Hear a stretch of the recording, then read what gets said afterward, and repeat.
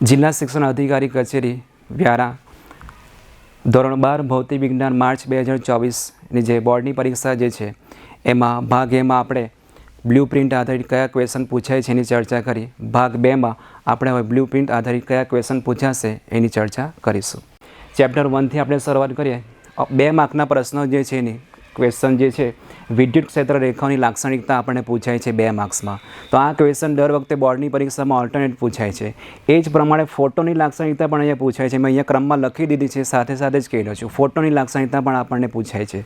વિદ્યુત ક્ષેત્ર રેખાની લાક્ષણિકતા શરૂઆતમાં પૂછાતી હતી, પરંતુ 2 માર્ક્સનો છે તેમાંથી પ્રશ્ન 2 માર્કના MCQ પૂછાશે, તો એના પર વધારે ભાર ન મૂકીએ.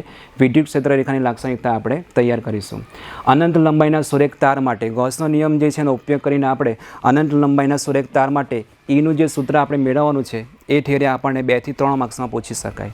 ત્યાર પછી આપણે લઈએ સમાંતર પ્લેટ કેપેસિટર C=ε0A/d. એ સૂત્ર જે છે મેળવવાનું છે આપણે. સાહેબે જે ચર્ચા કરી એ પ્રમાણે સમાંતર કેપેસિટર જોડાણ પૂછ્યું છે, શ્રેણી જોડાણ પૂછ્યું છે. ક્વેશ્ચન આપણે પહેલાં બરાબર સમજવાનો, ત્યાર પછી જવાબ લખવાનો છે. અહીંયા C=ε0A/d જે સૂત્ર જે છે એના પરથી નાનો હેતુલક્ષી પણ આપણને પૂછી શકાય. 2 પ્લેટ વચ્ચેનું અંતર વધઘટ જે થાય છે અડધું કરવામાં આવે છે. શરૂઆતમાં તમને જે અંતર આપ્યું હોય એમાં જે કંઈ ફેરફાર કરવામાં આવે એના આધારે આપણને હેતુલક્ષી અહીંયા પૂછી શકાય. ડ્રિફ્ટ વેગની થિયરી જે છે એમાં I=JE/NAVD વાળી જે I વિદ્યુત પ્રવાહનું સૂત્ર આપણે મેળવીએ તેના પરથી આપણે સિગ્માનું સૂત્ર મેળવવાનું છે. આ પણ તમને 2 માર્ક્સમાં પૂછી શકાય. ત્યાર પછી આપણે મોબિલિટી એકદમ સિમ્પલ નાનો ક્વેશ્ચન છે, એ 2 માર્ક્સમાં તમને પૂછી શકાય. મોબિલિટીમાં એનો એકમ પારિમાણિક સૂત્ર પણ આપણે યાદ રાખીશું. એનું સૂત્ર જે છે એના આધારે આપણે હેતુલક્ષી પણ આવી શકે અથવા 2 માર્કનો ક્વેશ્ચન પણ આપણને પૂછી શકાય. કિર્ચોફના નિયમો સૌથી મહત્ત્વનો મુદ્દો આપણે કહી શકીએ. આના પરથી થિયરી, દાખલો, MCQ ગમે તે આવી શકે આપણને. તો કિર્ચોફના 2 નિયમો છે. બીજો નિયમ અથવા પહેલા નિયમનો ઉપયોગ કરીને તમને કોઈ પણ હેતુલક્ષી પૂછાય છે. કોઈ પણ બંધ પરિપથ માટે કોઈ એક ગાળો આપણને આપી દેવામાં આવે, કોઈ પણ એક ગાળો આપી દે અને એના પરથી આપણને પૂછે કે આમાંથી વહેતો વિદ્યુત પ્રવાહ કેટલો છે શોધવાનું તમને પૂછે. વિદ્યુત સ્થિતિમાન અથવા તો ગમે તેની કિંમત આપણે શોધવા કહે એ કિર્ચોફના બીજા નિયમ પરથી આપણને પૂછી શકાય. ત્યાર પછીનું ચેપ્ટર જે છે તેમાં વર્તુળાકાર રિંગ માટે અને બાયોસાવર્ટનો નિયમ જે છે એનો ઉપયોગ કરીને વર્તુળાકાર રિંગ માટે બીની વેલ્યુ આપણે શોધવાની છે. એ ક્વેશ્ચન પણ આપણને 3 થી 4 માર્કમાં ક્વેશ્ચન પૂછી શકાય. એના 2 નાના કિસ્સાઓ છે, કેન્દ્ર પર અને જે 2 નાના કિસ્સાઓ છે એની પણ આપણે અહીંયા ચર્ચા કરી શકીએ. ડાયા, પેરા અને ફેરોમેગ્નેટિઝમ આ 3 આપણે મહત્ત્વના મુદ્દા છે. 3 આપણે મોઢે કરી લેવાનું છે અને આમાં આપણને 2 માર્ક્સનો પ્રશ્ન આપણને પૂછી શકાય. અથવા તો ડાયા અથવા પેરા 2નો તફાવત આપણને પૂછી શકાય, અથવા તો ડાયા અથવા ફેરો આ 2નો તફાવત પણ આપણને પૂછી શકાય. તો વિદ્યાર્થી મિત્રો, આ ક્વેશ્ચન જે છે આપણે બરાબર કંઠસ્થ કરી લેશું. સંભાવના રહે છે આની. ગતિકીય EMF જે છે એના પરથી અહીંયા સ્મોલ ઈ લખવાનું છે. ગતિકીય EMF પરથી આપણે ઈનું જે સૂત્ર જે છે તે આપણે મેળવવાનું પૂછી શકાય. યુવાકણનો જે સળિયો જે છે, યુવાકણનો આપણે લઈએ છીએ એમાં વિદ્યુત ક્ષેત્ર અને એની આકૃતિ જે તમને આપી છે એ પણ આપણે અહીંયા દોરવાની રહેશે અને એ સમજાવવાનું રહેશે. અન્યોન્ય પ્રેરકત્વ જે છે એમાં આત્મપ્રેરકત્વ અને અન્યોન્ય પ્રેરકત્વ બંને ઠીરે આપણે કંઠસ્થ કરવાની રહેશે. એના પરથી એની વ્યાખ્યા પણ આવે છે. અહીંયા મેં લખી રાખ્યું છે M=મ્યુચ્યુઅલ ઇન્ડક્ટન્સ ∅1/I2. આના પરથી તમે પારિમાણિક સૂત્ર, નાનો હેતુલક્ષી કે ગમે તે તમને પૂછાય તો આ સૂત્ર આપણે કંઠસ્થ કરી લઈશું. આ સૂત્ર મેળવવાનું પણ છે અને આ થિયરી પણ અહીંયા લખી છે. ત્યાર પછી LCR શ્રેણી પરિપથ માટે પાવર ફેક્ટરનું સૂત્ર આપણે ધ્યાનમાં રાખીશું. પાવર ફેક્ટરનું સૂત્ર જે છે તેમાં 4 કિસ્સાઓ પણ આપણને આપ્યા છે. એ 4 કિસ્સાઓનો પણ આપણે અહીંયા કંઠસ્થ કરવા પડશે, જેથી કરીને આ 4 માર્કનો ક્વેશ્ચન પૂછાય તો આપણે એમાં માર્ક્સ કવર કરી શકીએ. અને સૌથી ઇઝી ક્વેશ્ચન છે આ. થોડી ગણતરીમાં આપણે ધ્યાન રાખવું પડશે. ત્યાર પછી આપણે જે આવે છે ફોકલ લેન્થ R/2 અને આ સૂત્ર જે છે પણ તમને 2 માર્ક્સમાં મેળવવાનું પૂછી શકાય. એમાં શરૂઆતની જે વ્યાખ્યા જે છે તે આપણને ખ્યાલ હોય તો એના આધારે આપણે આ થિયરી સરળતાથી તૈયારી કરી શકીએ. અરીસાનું સૂત્ર જે છે 1/F = 1/U + 1/V એ સૂત્ર પણ અહીંયા મેળવવાનું પૂછાય છે તમને. તો આ થિયરી, આ 2 થિયરી મહત્ત્વની છે. આપણે આના ઉપર વધારે ભાર મૂકી આ તૈયારી કરવાની રહેશે. ત્યાર પછી ક્વેશ્ચન લઈએ આપણે પૂર્ણ આંતરિક પરાવર્તન.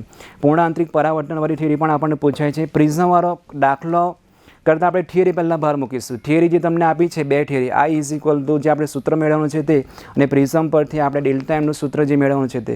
તો આ થિયરી પણ આપણે કંઠસ્થ કરી લઈશું. હાઇગેન્સનો સિદ્ધાંત જે છે તેમાં પરાવર્તક અને વક્રીભવન બંને માટે આપણે જે ક્વેશ્ચન પૂછ્યો હોય એના આધારે આપણે જવાબ આપવાનો રહેશે. ત્યાર પછી વ્યતિકરણ જે છે તેમાં સહાયક અને વિનાશક વ્યતિકરણ એ શરત આપણે મેળવવાની છે. અને આ સહાયક અને વિનાશક વ્યતિકરણના આધારે તમને દાખલો પણ કદાચ 3 માર્ક્સનો પૂછી શકાય જો હોય તો એમાંથી. તો એ પ્રમાણે આપણે ધ્યાન રાખીશું. એક સ્લીટ વડે થતું વિવર્તન જે છે તેમાં અધિકતમની શરત અને ન્યૂનતમની શરત જે છે તે પણ આપણે કંઠસ્થ કરવાનું રહેશે, જે આપણને એક્ઝામમાં પૂછી શકાય. ત્યાર પછી અગાઉ લઈએ આપણે તો ઇલેક્ટ્રોન જે છે, ઇલેક્ટ્રોનનું ઉત્સર્જન કઈ રીતે થાય છે, ધાતુનું વર્ક ફંક્શન એટલે શું, ઇલેક્ટ્રોનનું ઉત્સર્જન કઈ રીતે થાય છે, 3 રીતે થાય છે, તેનો આપણે વિસ્તાર અહીંયા સમજાવવાનું રહેશે. ત્યાર પછી તરંગવાદ જે છે, ફોટોઇલેક્ટ્રિક અસર સમજાવવામાં નિષ્ફળ કઈ રીતે જાય છે તેની આપણે અહીંયા ચર્ચા કરવાની છે. એ તમને પ્રશ્ન પૂછાય છે એક્ઝામમાં, આપણે ધ્યાન રાખીશું, પૂછવાની સંભાવના રહેશે. ત્યાર પછી ફોટો ઇલેક્ટ્રોનની જે ફોટોની લાક્ષણિકતા જે છે તે પણ આપણે અહીંયા ધ્યાનમાં રાખીશું. બોહર મોડેલ જે છે એની સ્વીકૃતિ અને મર્યાદા બંને જ આપણે કંઠસ્થ કરવાનું રહેશે, જે આપણને એક્ઝામમાં પૂછી શકાય રહ્યું છે. ન્યુક્લિયર વિખંડન, શરૂઆતમાં આપણે સરે કીધું કે ન્યુક્લિયર બંધન ઉર્જા જે છે એના આધારે આપણને થિયરી અથવા દાખલા આવે. ન્યુક્લિયર વિખંડન જે છે એમાં આપણને એક ઉદાહરણ આપ્યું છે, એ ઉદાહરણના આધારે આપણે ન્યુક્લિયર વિખંડન સમજાવવાનું રહેશે. N પ્રકારનો અર્ધવાહક, P પ્રકારનો અર્ધવાહક, તમે એક તૈયાર કરો, બીજો એના પરથી આવી જશે. આપણને ખ્યાલ જ છે થિયરી બંને શૈલી છે, N પ્રકારનો અર્ધવાહક અને P પ્રકારનો અર્ધવાહક. બેનો તફાવત પણ તમને 2 માર્ક્સમાં પૂછી શકે, તો 4 મુદ્દા આપણે કંઠસ્થ કરવાના રહેશે. ત્યાર પછી પીએન જંકશન ડાયોડમાં ફોરવર્ડ બાયસ અને રિવર્સ બાયસ શું છે. ફોરવર્ડ બાયસમાં આપણને સિમ્પલ ખ્યાલ છે કે બેટરી સાથે P પ્રકારનો અર્ધવાહક જે છે એનો છેડો આપણે બેટરીના ધન છેડા સાથે P પોઝિટિવ, એ પ્રમાણે તમે યાદ રાખી શકો. અને એક તમને આવડી જાય એના પરથી બીજો તમે યાદ રાખી શકો. તો આ થઈ નાના 2 માર્ક્સના 3 માર્કના ક્વેશ્ચન જે છે એની આપણે ચર્ચા કરી. ત્યાર પછી આપણે પાઠ્યપુસ્તક આધારિત, વિદ્યાર્થી મિત્રો ઘણી વખતે વિદ્યાર્થી પૂછે છે કે સાહેબ અમે MCQ માટે કઈ બુક પ્રિફર કરીએ. આપણી ટેક્સ્ટ બુક આપણને આપી છે એને જ પહેલાં પ્રિફર કરીએ. આપણે ટેક્સ્ટ બુકમાં આપણને ક્વેશ્ચન જે આપ્યા છે એમાં હેતુલક્ષી પ્રકારના ઘણા બધા દાખલા આપણને આપ્યા છે. જ્યારે કન્ટેન્ટ ચલાવવામાં આવે છે ત્યારે પણ તમને કહેવામાં આવે છે કે આના આધારે MCQ પૂછાય. સૌથી પહેલો મુદ્દો હું તમને કહી દઉં, જે તે થિયરી આપણી આવે છે એમાં જે સૂત્ર આપણે મેળવ્યા છે એ સૂત્રમાં આવતા જે એકમ અને પારિમાણિક સૂત્ર આપણે કંઠસ્થ, બધા સૂત્ર પહેલાં મોડે કરી નાખો, એના પરથી એકમ અને પારિમાણિક સૂત્ર તૈયાર કરી દો. એટલે સૂત્ર આવડશે દાખલામાં પણ આપણને હેલ્પફુલ રહેશે. તો એકમ અને પારિમાણિક સૂત્ર આધારિત કોઈ પણ MCQ આપણને પૂછી શકાય તો એ ધ્યાન રાખીશું. અહીંયા પાઠ્યપુસ્તક આધારિત MCQ કયા છે તે મેં અહીંયા લખ્યા છે. હવે વિદ્યાર્થી મિત્રો અહીંયા 1.1 એમાં 2 દાખલા પણ અલગ અલગ આપણને આપ્યા, તો એમાં પાર્ટ 2 હશે, A અને B. તો એમાંથી એક જે છે તે 1 માર્ક્સમાં આપણને પૂછી શકાય, બીજો જે છે આપણને 1 માર્કમાં પૂછી શકાય.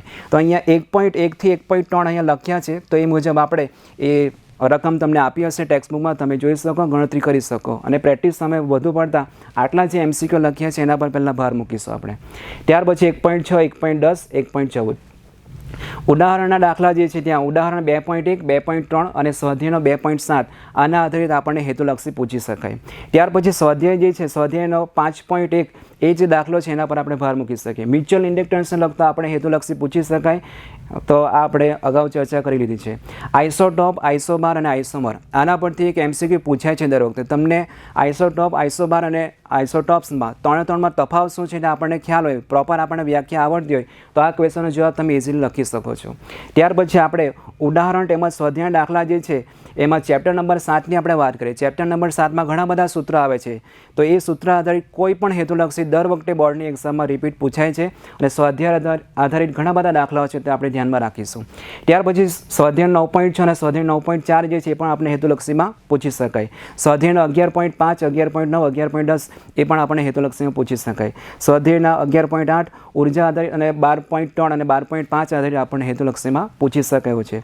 સ્વાધ્યાયના 14.1 થી 14.6 છેલ્લું ચેપ્ટર જે છે એમાં બધા જ આપણે પ્રશ્નો જે આપ્યા છે એ હેતુલક્ષી પ્રકારના ક્વેશ્ચન છે, આપણે બધા જ તૈયાર કરીને એવા રહેશે. તો આ રીતે આપણે અહીંયા જે સારાંશ આપણે કહીએ તો ચાલશે આમાં, કે ભૌતિક વિજ્ઞાન જે છે એમાં આપણે ઓછા સમયમાં સ્માર્ટનેસ વર્ક કેવી રીતના કરવાનો, આપણે જો કદાચ તૈયારી કરી હશે તો આટલા ક્વેશ્ચન જે છે એના પર આપણે પહેલાં ફોકસ કરીશું અને આ રિવિઝન આપણે પહેલાં કરીશું, તો સારા એવા માર્ક્સ આપણે લાવી શકીએ. આ સિવાય વિશેષ આપણે 90 ઉપર માર્ક્સ લાવવા હોય તો બધું જ તૈયાર કરવું પડે.